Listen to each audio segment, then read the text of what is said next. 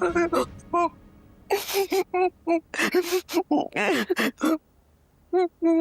तैमूर, मेरा बच्चा। अम्मी दिल छोटा नहीं करें, सब अच्छा होगा। आप क्यों घबरा रही हैं? कैसे ना घबराऊं, कैसे सब ठीक होगा? बताओ मुझे। दिल छोटा नहीं हो रहा, बंद हो रहा है। मुझे तो लग रहा है मेरा दिल फट जाएगा। अगर मुझे पता होता कि हीर ने मेरे बच्चे को इस अजाब में डालना है, खुदा की कसम मैं उसे शह नहीं देती। मैं कभी नहीं जाने देती, कभी नहीं। प्लीज चुप तो कर जाए ना।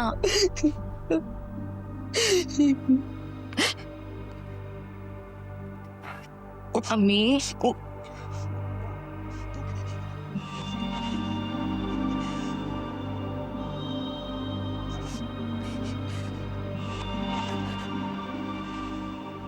क्यों रो रही हो?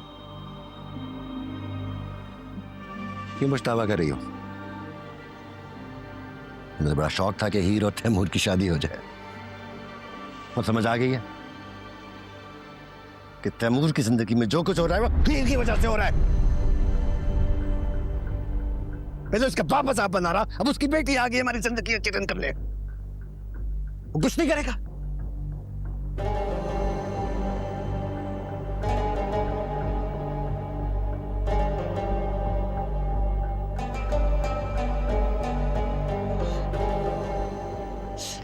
अब्बू,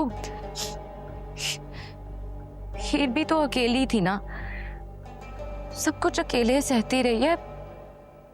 उसका है ही कौन? क्या करे उसका कहने बंद करिए, मर जाए।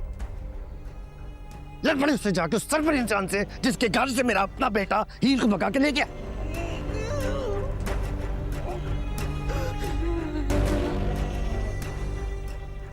वो कुछ नहीं करेगा।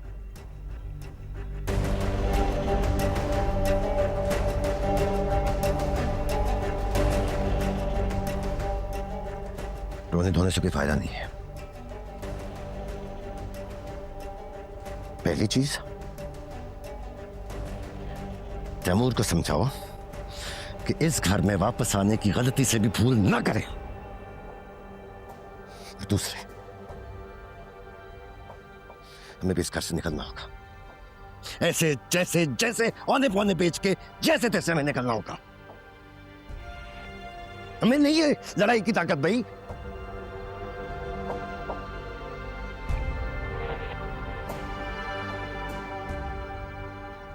वो क्या कह रहे हैं? बच्चा।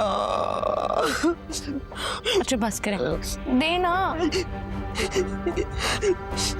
एक ही को ज्यादा खा लिए।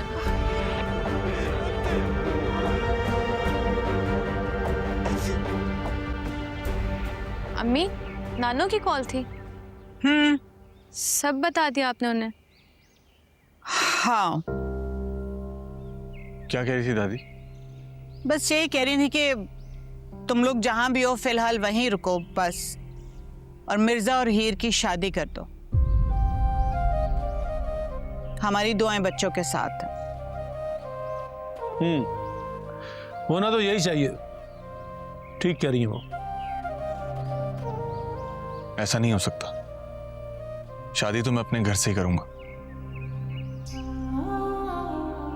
मेरी और हीर की शादी दादा के घर से ही होगी, और मुझे खाली दादी की दुआएं नहीं चाहिए, दादी भी चाहिए। इन हालात में मामूल के हालात के मुताबिक मत सोचो। अम्मा जो कह रही है बिल्कुल ठीक कह रही। अपू, मैं ऐसा नहीं कर सकता, ना मुझसे होगा। मैं अपने घर को छोड़कर, अपने घर वालों को छोड़कर मैं नहीं कर सकता ऐसा।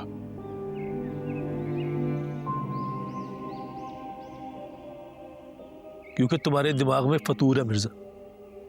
एक ही बात, एक ही जिद, समझ में नहीं आता तुम्हें?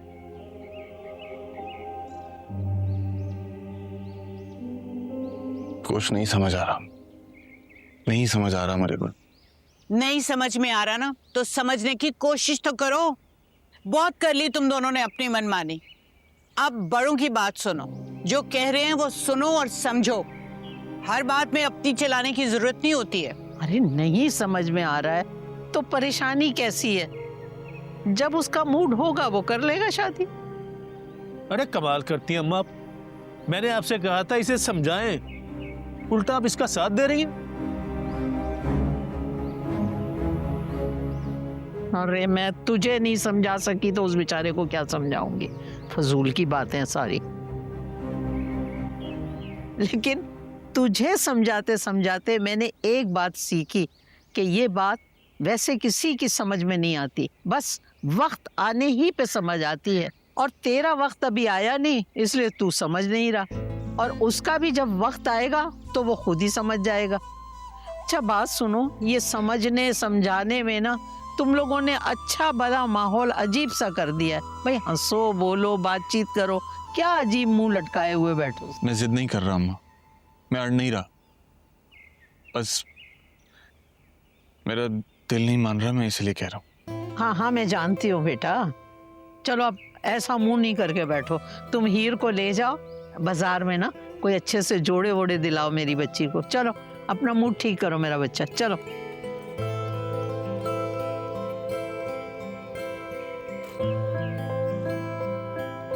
जाओ ना हीर।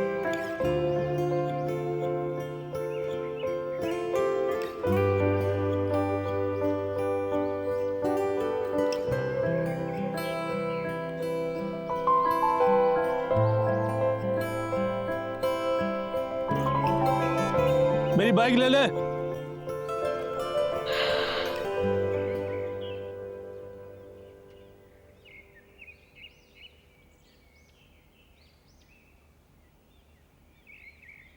ओहो बाजी क्या कर रही है यार? देख के तो किया करो कम से कम, हमें भी नाली में बहा दो। हद हो गई है। अब घर वाले यहाँ बैठे हुए, जरूरी है काम करना तुम दोनों का। चली जाओ यहाँ से यार।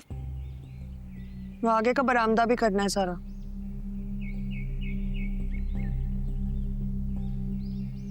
सोहेल, सोहेल, आपने ना इस सारे मामले में, इस चक्कर में नहीं पड़ना है। आपको पता है ये सारा चक्कर ना वैसे ही बड़ा टेढ़ा है। अब दिलनवाज, उसके तेवर तो आपने देखे ही हैं, खतरनाक आदमी है, तारू छोड़ेगा नहीं। अरे पागल हो गई है क्या? मैं खुद क्या आग के अंदर कूद जाऊं?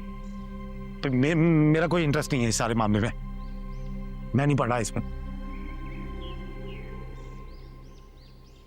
वैसे आपके भाई और भाभी खैर से खेल गए हैं अपनी चाल। ये भी हीर और मिर्जा की शादी के बाद सब कुछ वैसे ही उन्हें मिल जाना है।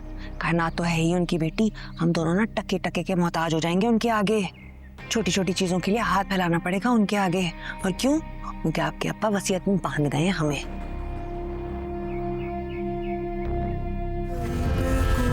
हंसता है कहीं पे कोई